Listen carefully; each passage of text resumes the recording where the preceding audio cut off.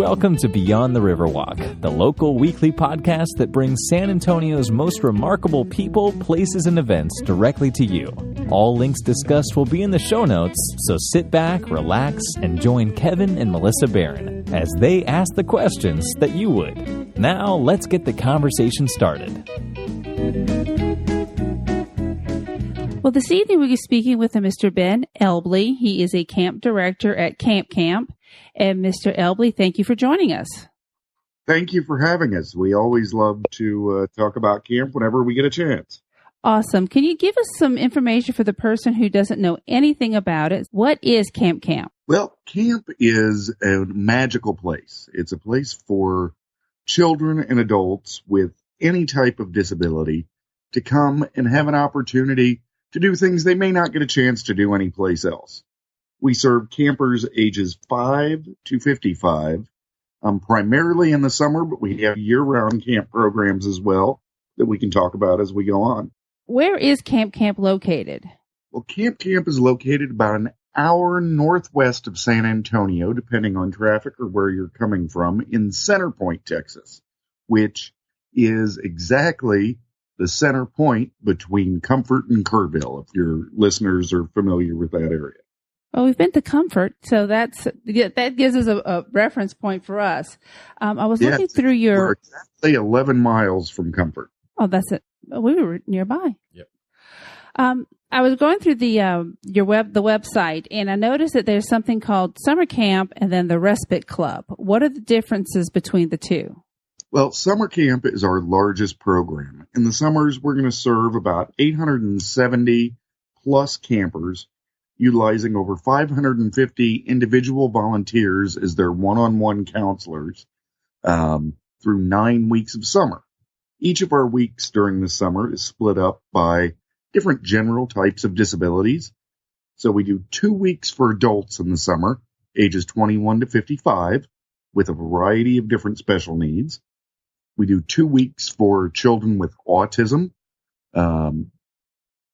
when we will see the entire autism spectrum here at camp. We do 2 weeks that we call our general disability weeks. These are the weeks where we primarily take campers who have intellectual disabilities, traumatic brain injury, that type of thing, Down syndrome. We do 2 weeks for what we were really founded for 38 years ago, which is our medical weeks. These are the weeks where we'll take campers who might be on ventilators, campers who need 24-hour nursing coverage, campers who might be on lots of medication. Really neat to see some of that when we'll take a camper who's on a ventilator, put them on an ambu bag for a respiratory therapist to breathe for them, and set them on a horse and take them for a horse ride, or put them in a canoe and take them for a trip on the Guadalupe. Oh, that sounds cool. Amazing. Yep. And then our last week of camp is our blended transition session. This is for slightly older campers. We go up to, I believe, 30 for that week. And it's kind of a hodgepodge. It's a little bit of everything that week, where we ran out of room in our other weeks and put everybody together. And it's amazing to see how all the campers mentor each other as peers during that week as well. Well, we talked a little bit when Melissa and I were looking at everything. It seems like a large undertaking. Just to back up a little bit, how did you get involved in this? Because it sounds like it is a full-time job and not just during the summer, I'd imagine. Well, it is. It is. I started doing this kind of thing many years ago in high school. I'd gone to my high school's counseling center, and there was a poster up for a local camp back in Illinois that was looking for camp counselors. And I went, I could do that. So I called the camp director. He gave me an interview, and I started that summer many, many years ago. I've been doing this kind of thing for about 26 years now myself, in Illinois and here in Texas. I've worked and volunteered at a multitude of camps across the country. It was just something I got the bug for many, many years ago. and have been here at camp now. This will be my 12th summer here at CampCAMP. How did you get connected with CampCAMP then? Because you moved here, you said like 12 or so years ago, I guess maybe, but how did that connection get made? Well, the internet is a wonderful thing. I'd actually got out of camping for about 5 or 6 years because I thought I had to grow up and get a real job so I could get married. Not thinking that camping was a real job that an adult could do. And I hated every minute of it. I was working hotel conference centers, and just didn't like it. Unfortunately, there are not the plethora of camps for special needs as there are for the general population. So when you want to work in this industry, you kind of have to throw your net wide. I Googled on the internet, and CampCAMP was looking for some help back in 2006 and 2005. And, I started with some emails and did a phone interview, and then really got hooked with Camp's mission. Camp's mission is so amazing that it really intrigued me with how they do it. Things that work here at CampCAMP wouldn't necessarily work anyplace else. Our mission is to strengthen and inspire individuals with special needs and those who care for them through recreation, respite, and education. And that multi-part mission really intrigued me because camp not only is trying to help the campers and give them a great experience, we want to help those who care for them as well, the parents, caregivers, our volunteers, our amazing medical staff. We will have between 15 and 50 medical professionals that volunteer their time for us in the summer. We look at it as a complete package and want to help everybody that we can. So going back to the origins of the program, how long has it been around, I guess? How was it started? Why did it start out? Usually when you hear about a program, something like this, there's usually either maybe one person that inspired it or a family or something like that. Is that similar here? It is. It only takes a small idea for something to grow into what camp has become. 38 years ago, camp was started because of one young man. His name was Matt. He had a variety of issues going on with him. His parents were in the military. They were stationed at Lackland Air Force Base here in San Antonio. And he had a dream. He wanted to learn to ride a horse like his hero, John Wayne. That was his dream. And he knew the only place he would ever be able to do that was at a camp. But Matt had, as I said, several issues. He was the first kidney transplant done in the military. He was on lots of medications, really needed nursing care. So his parents knew they'd have to find a very special camp that could take someone like Matt. They looked all over the state of Texas and all over the country trying to find that place. They thought they had found one actually here in the Texas Hill Country that said they would take him, but they needed a doctor to sign off on a medical release. So we went over to Wilford Hall on Lackland Air Force Base and talked to Dr. Chris, one of our founders. And she said, you know what, Matt? I worked at a camp when I was in college. That would be great for you. There's two things I want to know when you get back from camp. What was your horse's name? And what was your counselor's name? He was so excited. He was packing his bags weeks in advance. The day finally came. They loaded up in that family van, drove out into the hill country, unloaded everything, got up to that check-in desk, and that camp took one look at Matt and said, you can't stay here. We don't have the counselors who are trained to handle a camper like you. We don't have the medical staff trained to handle a camper like you. We don't have the facilities capable to handle a camper like you. Matt was crushed. Yeah, that would be heartbreaking for the family as well. Oh, yes. Yeah. They were just so crushed.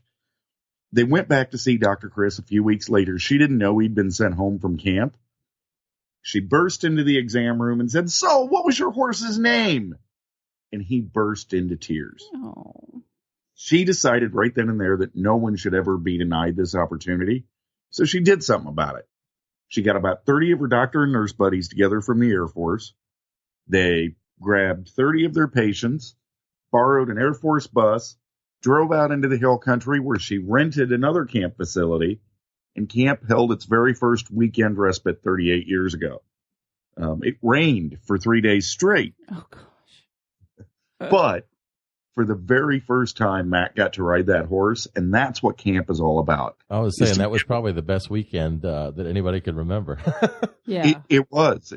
Back then, camp didn't know what they were doing necessarily, but they knew they had a goal to give those campers the best weekend they could. Come rain or shine, that's what they did, and Matt got to ride that horse for the very first time. So as the operation has grown over the years, what's the team makeup like? I mean, what's the full-time complement versus, you mentioned the hundreds of volunteers? Give us, a picture of the organization itself. It has really grown over 38 years. Like I said, we started 38 years ago with that one respite weekend, and they said, well, we should do this again. So they did another one, and then they did a week of camp in the summer. Renting facilities around the hill country. Then they did 2 weeks. Then they did 3 weeks. And it got to the point where they couldn't find a camp to rent because they wanted to do too many weeks and serve too many campers. So in '89, camp bought the Center Point facility. It was kind of just a amazing thing that happened. It was an old church camp that had sat vacant for many years and had been on the market, and it was just the right time. So camp bought it, and we were blessed in many ways, and we're able to expand our program even more. Now, 38 years later, we're running 9 weeks of camp in the summer, utilizing approximately 550 volunteers, most of which stay for 2 weeks. Wow. We also hire 70 paid seasonal staff to supervise all those volunteers, so head counselors, paid experienced counselors, activity leaders, that kind of thing. We have a medical staff who volunteers for us of between 15 and 50, depending on the week and the needs of the campers, plus various support staff, kitchen, maintenance, housekeeping, that kind of thing. So on any given week during the summer, we will have upwards to 330, 340 people here at camp at any given time. And really only between 100 to 120 of those are campers. So that means we're really giving almost 2 staff members to every camper by the time you add up everyone that's here.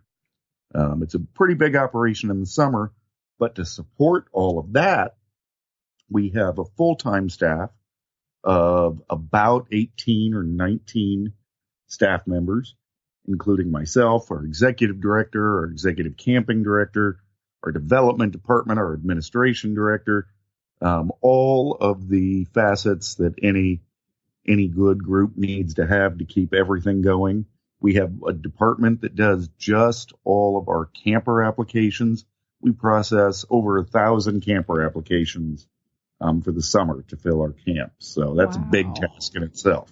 Well, and you think, I guess, with normal applications for programs like that, I would imagine, they'll talk a little bit about the person that's going to attend and some basic maybe needs here and there. But in this case, how do you evaluate all the medical side and the rest of it? Do you have clinicians working up front to plan who needs to be there that given week, for example? Well, it's a team effort. Our kind of leadership staff in camp has over 75 years of combined camping experience, including, our executive director, executive camping director, myself, our head nurse, our director of family support who processes all those applications. And we all kind of take a part in that, looking at medical reviews, placements, to be sure campers going in the right places. And we probably have about 80% of our campers or more that are returning, so we know them very well. So that helps on top of that. But it is a very big logistical conundrum in many ways, being sure that everybody gets in the right place at the right time. Our application itself is very large. We're asking everything from typical contact information to tips and tricks on how to get them to go to bed, or Getting into specifics about their disability or anything we need to know. It's a very detailed process because we want to know as much about the camper before they come to camp as we can. Well, and in your the location that you're at, and that I wanted to ask you about that as well. Can you tell us a little bit about the facility? But in the location you're at, because it's not in the middle of a city or in a medical center or something like that, you've got to have the resources. But even in hospitals, you don't see ratios like you guys have. No, y'all have a ton of staff, and that is amazing. I guess you may want to have it just to have it, but I'd imagine you get so many volunteers that you probably would have it whether you needed it or not. Well, that is the reason we can take the campers that we do. If it wasn't for all of our selfless volunteers that come out, we wouldn't be able to do what we do. Our medical staff, our volunteers who, believe this or not, are ages 14 on up. We take volunteers starting at 14. It's an amazing thing to watch these volunteers as they grow. It's priceless for us because we couldn't even put a dollar amount on it. Being able to give our campers that kind of care is one of the reasons we can do what we do. Not a lot of organizations can say that. Exactly. What kind of training do the volunteers have to go through before they become a volunteer for y'all? Well, it is one of the best camp trainings that, I think I've been a part of in my many years of doing this. It's very detailed. It's very intense. We have two different trainings in the summer that we do. We take about 250, 270 participants for each of those trainings. One's 4.5 days long. And we're going to go over everything from personal care, feeding, lifting, transferring, behavior management, various things that the state of Texas requires us to cover every year. We're going to teach them leadership skills and how to interact with campers with different communication devices and different ways to, help our campers adapt to activities, on top of all the policies and procedures and all those standard things. So that's a 4.5 day training. We do 2.5 day training as well. And it's all the same information as the 2.5 day training, but we take all the fun out of it. It's kind of like rolling up the staff manual and putting it in their ear and pounding it in. It's even more intense than our standard training. We don't allow any volunteers to come out and volunteer for us unless they've gone through training. We found several years ago that, your counselors, if they're well trained, they feel more comfortable. They have a better experience. They take better care of the campers. And then they go home and go back to school and tell their friends about this amazing experience. Right. They kind of recruit themselves that way because if they're having a good experience, they're going to tell their friends. So on the volunteer side, where do you find most of them? Are they returning volunteers? Do you have to recruit every year or what happens? Well, we don't have to do a lot of recruiting anymore. When I got here in 2006, my first full year, I went to probably about 32 different high schools and about 12 different colleges recruiting, from all over the state. This year, I probably went to 5 or 6 high schools. But counselors recruit themselves so well. A lot of kids, especially if they think they have a desire to go into a medical field, this is a great, invaluable experience for them. So we have a lot of high schools that might have a health careers tract, that, they might be taking classes that are leading them towards that direction. So we get a lot of kids from those schools. But we don't do much recruiting when it comes to our campers or our volunteers because camp is such a unique experience. And it's such a good experience for them. They really recruit themselves. Well, and I was looking online, following on Twitter and the rest, and I guess I noticed in the last couple of weeks, maybe even longer, that you've had posts out there about applications for campers as well as applications for volunteers. And it would seem like, no sooner would I see something announced that you were saying, here's a deadline and we're just about full, essentially. So that is very true. That is very true. Our summer, is filling rapidly. We only have a few spots left for both volunteers and campers. Our volunteer applications and paid staff applications go online in January. And as soon as paperwork starts coming in, we start filling spots. Our paid staff, we're just in the process of finishing up hiring all of those. We interviewed probably over 100 people for about 65 spots. Wow. So it's a great thing to have choices there. We will be full probably before the end of the month. And we're for recording all spots. I was going to say, we're recording this in April, so that'll tell you lead time wise. If you're planning on going either as a camper or your family is planning on having a child go as a camper, you're probably at the end of it at this point in terms of availability. But we are very close to being full.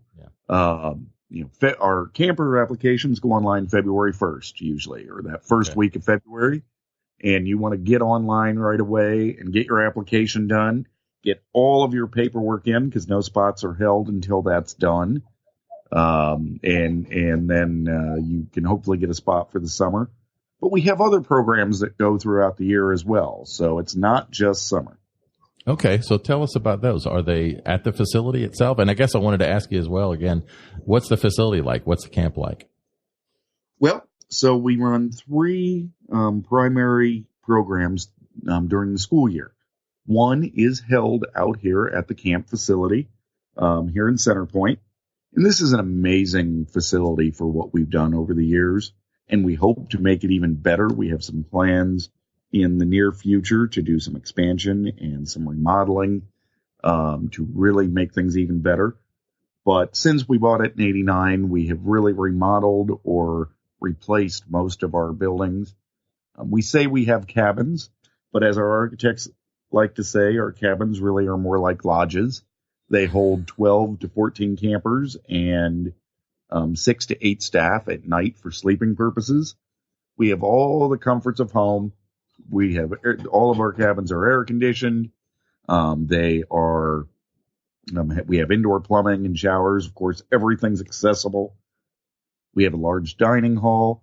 We have about 57 acres out here, and we utilize as much of it as we can to give our campers a diverse area. We have an amazing aquatic center that we built in 2012. It really will fit the needs. It does fit the needs of just about anybody that walks through our gates. It's got a 298-foot slow river designed primarily for our campers in wheelchairs. Because a lot of campers in wheelchairs float in tubes. And if you put a bunch of tubes in a pool, you can't see the bottom. No. So we put in a slow river so they get to feel like they're swimming and get a change of scenery. And it's a much, much safer environment. We have a warm pool that we keep at about 98 degrees, primarily for our campers who have muscular issues. Right. Even if a camper who has cerebral palsy gets in, say, 85-degree water, their muscles can tighten up. But they get in that warm pool and they just turn into limp noodles. We have a very large main pool with a big zero-depth beachfront entry. So it gives a comfortability level of water for just about anybody, as well as a deep end so we can train our own lifeguarding staff. Then the last piece is our splash pad. It's computer controlled and it's interactive. So it's got water jets that shoot out of the ground, and all kinds of interactivity there, designed primarily for children with autism, because a lot of kids with autism like to play with water, but they may not like to get in it. And that's kind of the philosophy now as we make any expansions or any changes to our camp property. We want to do it as versatile and for as many of our campers as we can, just like that aquatic center. So when you describe all these things, one, it sounds like an amazing place. I'd love to see, and I'm sure Melissa would too. We'd love to have you out anytime. That would be awesome. But it also sounds like a really expensive facility. So when you think about dollar-wise, how do you guys raise money, first of all? And I guess accompanying that, I should say, what does it cost for campers to attend? All right. So we are primarily funded through a couple different ways. Camp does accept Medicaid waiver funding for families who have out-of-home respite money that they can spend. So, through whatever state waiver program they are on, we have contracts with all the managed care organizations and such that will pay for campers to come to camp as part of that respite care. We also have what we call our scholarship tier. We are never going to deny a camper the opportunity to come to camp based off of money. We will find a way to make it happen. If they don't have any Medicaid waiver funding or that kind of thing, then we can go to our scholarship tier, which you can see on our website. Basically, a week of camp costs about $1,500 per camper per week. That sliding fee scale then goes down from there. So if a family makes over $200,000 a year, they might have to pay full price, but then it drops dramatically from there, going down to, I believe the lowest here is about $350. It's all based off of a family's income, because we do not want cost to be a barrier for any of our families. So camp, of course, makes up the rest of that cost. We do a lot of fundraising. We are supported by a lot of private foundations, individuals. We have a gala every year that we have, which is a great way to kind of spread the word about camp.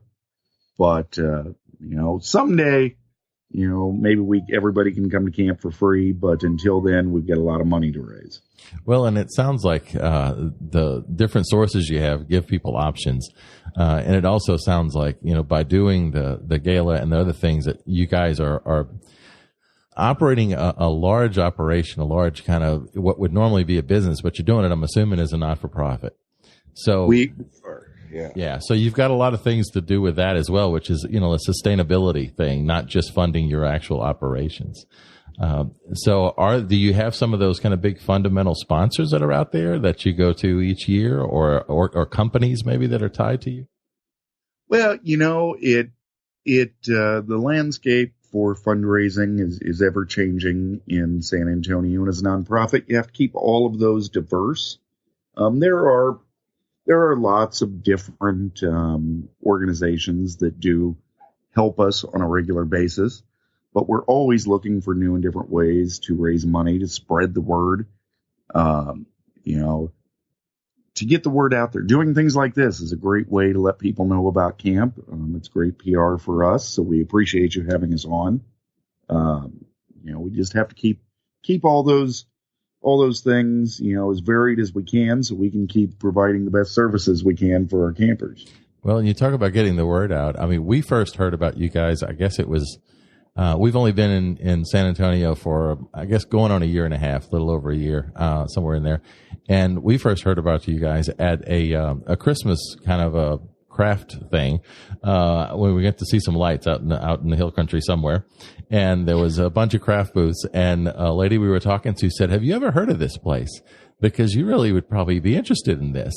And I said, "No, we just haven't." And when I started looking into it, I was like, wow, how did we miss this? And we've been here almost a year. How did we miss this? So obviously there's this reputation that precedes you guys. But what are your general ways of getting word out? You talked about the gala. You talked about the fact that you've got applications that fill up pretty quick and volunteers and all. But because San Antonio is such a big place, and because there's a lot of coming and going with people moving here and leaving with the military and all, how do you keep that message out? Well, it is difficult with the ever-changing population in San Antonio.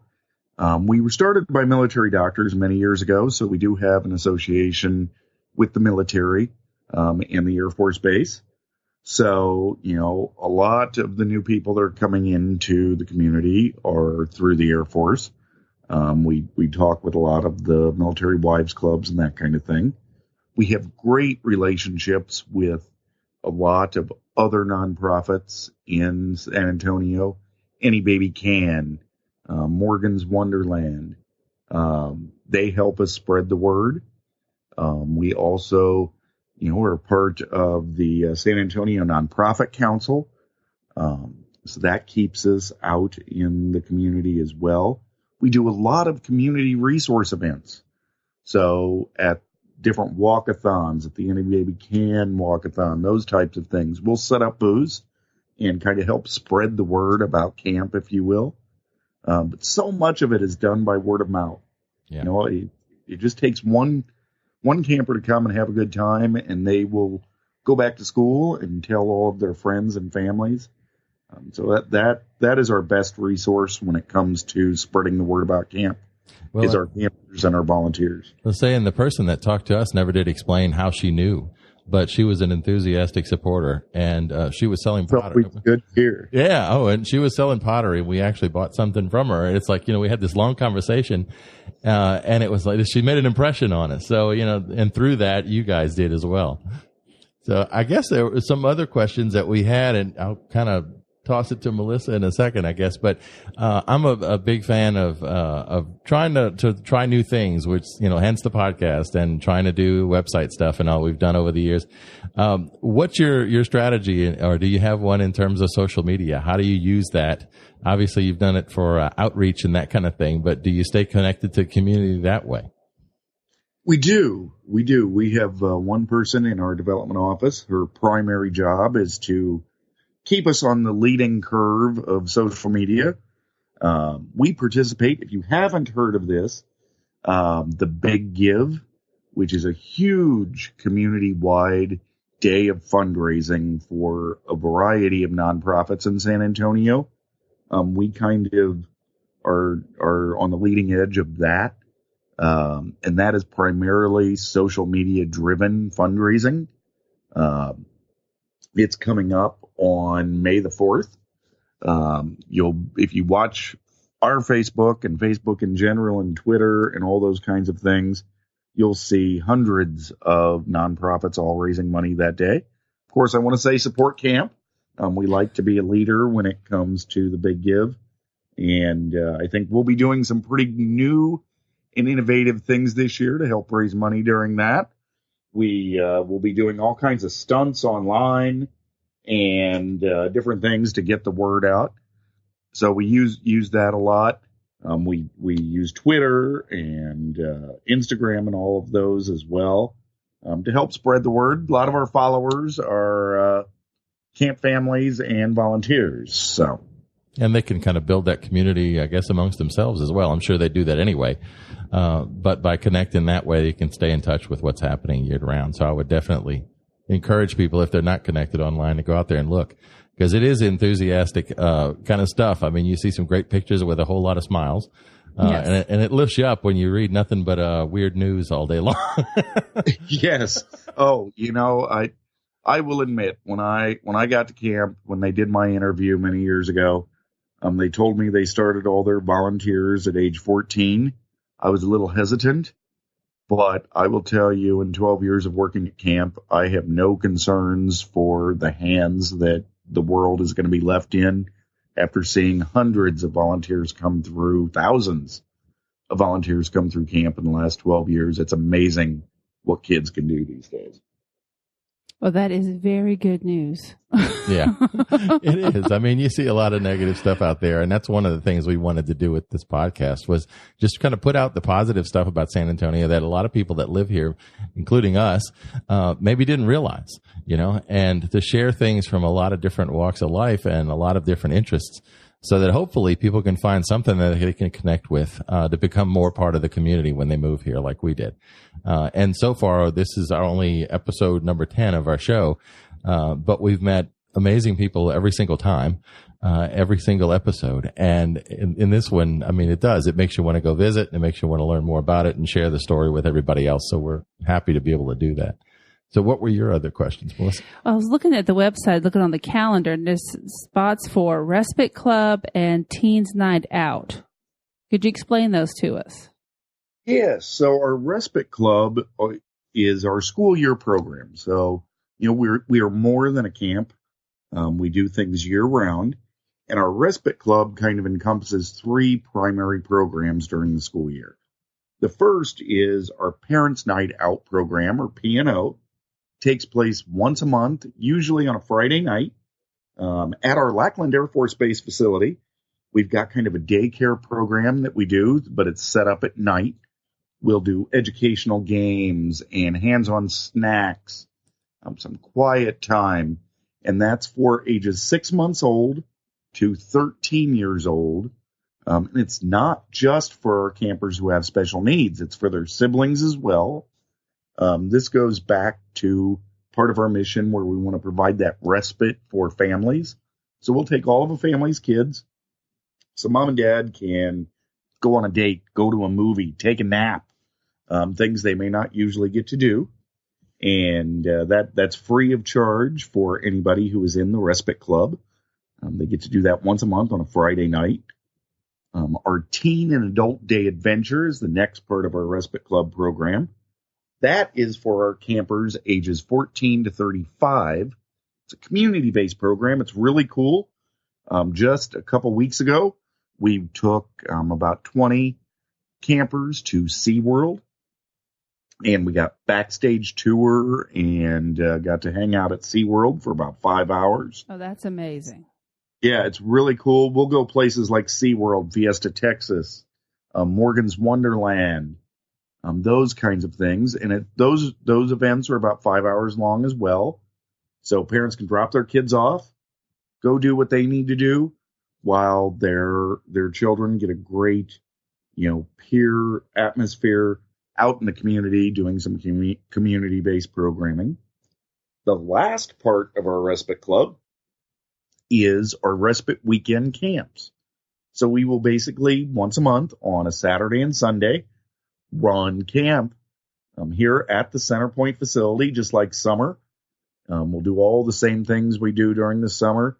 Depending on weather, we'll, go canoeing, fishing, swimming, archery, arts and crafts, everything we would do in the summer, but we do it in a Saturday and Sunday. So parents drop their kids off Saturday morning, pick them up Sunday afternoon, and it gives mom and dad a chance to have an overnight off. Some parents will take advantage of various things here in the Hill Country, or they'll just go home and spend time with each other. So those are our 3 primary Respite Club programs. They're all really cool. Thanks to various funding, the Parents' Night Out program is free to all the Respite Club members. The TADA, Teen and Adult Day Adventure program, is usually a minimal cost, something between $5 and $10, depending on the event, which paying $5 or $10 to get to go to SeaWorld or Fiesta, Texas is a great deal. Oh, yes. There is a charge for our respite weekends as well, but once again, that is all based off of a family's income, as well as if they have respite care funds. Okay. So we stay busy with those things throughout the year. Then you throw recruiting and fundraising and everything else on top of it. It's definitely a year-round program. It does. It sounds like probably, well, I don't know, maybe it doesn't. I would say at the end of the summer, you guys will be ready to take a deep breath, I would imagine, and get geared up again. Huh? We try, but we pretty much jump right back into it. Our family support department has campers ready to go for us in September. So, we might get a couple weeks off in August, but we go right back into programming in September and keep right on moving. Well, that's a heck of a job, and it sounds like it's got to be really rewarding. What do you have any stories or any thoughts? I guess things that really pop out in your mind when people say, "What's it like to work with this program?" There are so many stories from my years of doing this. It's hard to pick one or even two. Yeah, things keep us so busy, but I think one that really speaks wonders to our mission was several years ago. I had a mother, she was a first time camper mother. Her son had never come to camp before. He was 18 years old, and, she had never been away from him more than a couple hours in 18 years of his life. I mean, this is pretty typical for all of our camper parents. The first year, camper parents are very hesitant in dropping their kids off. she didn't want to leave. I, talked to her for a long time. I walked her to her car. We talked some more. She finally left. I'd given her my cell phone number and told her she could call and check on him anytime. She called me about an hour later, and I said, nope, he's doing good. She called me about 2 hours after that. She called me again at bedtime. She called me Monday morning at 7:00 in the morning. She was calling me about every 2 hours on Monday and Tuesday to check on him. She was worried about him. Wednesday came, and I didn't get a phone call right away. I was actually starting to get a little worried because I had talked to his mother almost every 2 hours. Get worried about her. That's right. Yeah, I was. I was worried about her at this point. Finally, about 1 o'clock, I get this frantic phone call from her. She's like, oh my goodness, I'm so sorry I didn't call. I slept in for the first time in 18 years. Wow, that's... and to me, that's what camp is about. She did. Yeah, she probably felt guilty for it, right? And she shouldn't have. I'm sure she did. But now, mothers like that, that first year, they're all nervous. They're calling every 2 hours. They're hard to get out the gate. The second year, they get here, they go through the check-in process, they leave much easier. By that third year, they're dropping them off. They've got, plane reservations that fly out in 2 hours to go to Cancun, and they want to get going. So, that's a good thing for those families. Right. They need that. And that's really something camp wants to be able to provide for. Well, and to say, and that speaks volume for you guys as well. I mean, they have a ton of trust, and obviously you have a track record that proves that these special needs people, whether they're kids or adults, are in great hands with you guys. And I mean, to me, as a person and someone who has been in the healthcare field for a long time, I can tell you that means a lot, especially to parents. So thanks for all the work that you guys have done. I mean, it's changed a lot of lives, and it obviously, and it does it every year. Well, we all love what we do here at camp. We wouldn't do what we do if we didn't love it. And all of our campers make it so worthwhile. I mean, there'll be those days where you've had a hard day, where you've had a long day, nothing seemed to go right. And all it takes is one of our campers to walk up and give you that little smile and say, hey, Ben, I got on a horse for the first time. And that makes it all worth it. Yeah, it's like, let's start up again. We're ready to go. I can imagine that's great motivation. Well, I guess I would tell you, first of all, thanks for joining us on this. This has been really educational and a lot of fun. And I guess the second thing is really more importantly for folks that are listening is, how do they find out more about you? How do the program itself? How do they find out how to get involved, either as a volunteer or as a camper, or a family that wants to send a camper next year, or maybe this year if they're hearing this quickly? And then how do they just get involved with the programs throughout the year? Well, the best place to start is our website, which is campcamp.org. It's a brand new website. We just launched it about a month and a half ago. It's got a new slick look. You will find information on everything we've talked about today, from volunteering to our respite club program to our summer programs, fundraising, donating online is all at campcamp.org. It's the best way to, quickly get that information. But if families or volunteers have specific questions, they can call us at our San Antonio office, which is 210-671-5411, and talk to anyone on staff, depending on what exactly they're looking for. You can also follow us on Facebook, Twitter, and Instagram. We're constantly posting about all the different things we're doing. It's a great way to know when applications go online or that kind of thing. So we have a presence out there in many ways, and you can find us pretty easily. Well, and I guess the last question I'll ask is there anything else that we can do to help? Because obviously we'll put this out there and we'll share this with everybody, and hopefully it'll get a bunch of listens. But is there anything we can do to help support you guys in any other ways? You know what? I get that question a lot when I am doing volunteer recruiting. You know, people are like, what can we do? What can we do to help you? You know, do you need money? Do you need fundraising? Do you need bodies? And I say, well, we need all of those things. You know, if you can donate $5, that's great. $5 goes a long way.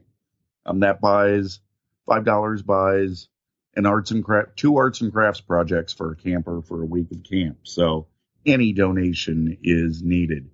If you want to volunteer, you know, you can, even if you can't come out to camp and spend a week with us, you can run a small fundraising drive or something at your high school or your business. But the number one thing we need people to do for us is to spread the word. You know, we're not as well kept of a secret as we were when I got here 12 years ago, but not enough people know about us. There's families out there that could use our services. There's volunteers out there who might be able to help us. There could be funders out there that could help us reach our goals. So spread the word. Tell your friends, tell your family. You never know who might need us or who might be able to help us. I think that's a perfect summary. And that's really, really true. You never know who out there is needing that respite opportunity or has a family member that they think wouldn't even have the option to attend something like this just because they've never heard of it. So I would definitely encourage people to go out there, listen, and spread the word and help if you can in any way that you can. Absolutely. Yeah, it's a great program. Well, thank you, Ben. We really appreciate the time you've given. We always record these things, or often anyway, in the evening time. So this is I'd imagine your rest time, but we appreciate you taking a little bit of it to share with us so we can help spread the word on our end. Hey, no problem. Thank you for giving us this opportunity. It's a great way for us to get our name out there and let people know that we're here. I invite you guys to come out anytime. If you're ever driving through Comfort, you're only 11 miles away. If you are antiquing in Comfort, you can come a little further, and I'd be happy to give you a tour. That sounds like a plan, awesome. Because we know a little pizza place out in Comfort that was pretty good. Yeah. I know exactly what you're talking about. It is good. There's landmarks there, we know. Yeah, that's right. So that sounds like a plan. Yeah, we'll plan to do that. That sounds like an awesome idea. Well, thank you again, Ben. We'll make sure that we put the links out there for everybody in the show notes, as well as share them in the actual iTunes and the Google Play posts themselves, so people can just use those active links. And we'll also make sure that we've got all the follow stuff for social media out there as well. If you think of anything otherwise in the interim that we can help with, please just give us a holler. And again, you are always welcome. Be back on the show, give us any updates, and if that's okay with you, we'll contact you again earlier in the year next year. Yeah. Or the end of this year. Most definitely. And we will we'll contact you and let you know when we've got big events coming out. You can help us spread the word. Absolutely. We'd be happy to do that. Thanks, man. So we'll talk to you soon. Right. Thank you guys so much again for the opportunity. You have a great night. You too. Well, thank you also, everyone, for joining us tonight. This has been an excellent conversation. There's just this plethora of things out there, and organizations and people that we have been blown away by in the time that we've lived here in San Antonio. And I'm willing to bet, I'm a little tongue-tied for some reason tonight. That's all right. I'm willing to bet that there's probably a lot of these that you hadn't heard of before. If you go back on some of our episodes that we've aired so far, again, this is only episode number 10. You'll hear about roller derby. You'll hear about food blogging. You'll hear about Fiesta medal collecting. You'll hear about San Antonio history and some of the lesser known things that have happened in the city over the years. And paletas. Oh, and paletas. Yeah. Oh my gosh. If summer's coming, you'll want to hear about that episode as well. So go back and check out our previous episodes and connect with us also. We're also on social media. You can find us pretty much everywhere at Beyond Riverwalk. You can find us on Twitter, on Facebook, and on Instagram as well. Melissa's getting her Instagram legs now, so you'll see a bunch of photos out there coming from her. So anything else you want to share with folks? Appreciate y'all listening. Appreciate reading y'all's feedback on Facebook. And we just love the city of San Antonio. We love the love that y'all are giving to us. Yeah. Thank you very much for all the follows and the subscribes. And if you would, I guess the last question we'll have for you is, will you go out there and share our show with friends and family? If you would, we greatly appreciate that as well. So for Melissa and myself, thanks for joining us here on Beyond the Riverwalk. Go out there and explore. Thank you for joining us for this episode of Beyond the Riverwalk. Send your comments, questions, and suggestions to podcast@beyondriverwalk.com. As always, subscriptions to our show are free and available wherever you find podcasts, as well as on our website. Until next week, join us on Facebook, Twitter, and Instagram for more conversations about our community.